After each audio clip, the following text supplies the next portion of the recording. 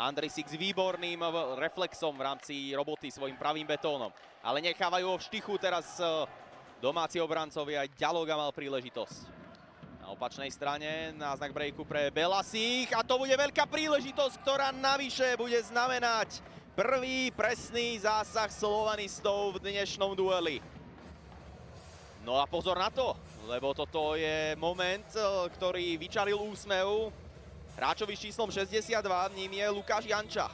My sme to načrtli. Lukáš Janča v rámci tejto playoff série nenastúpil zatiaľ za modré krídla ani do jedného duelu. Dokonca v základnej časti za Slovan odohral iba 2 zápasy.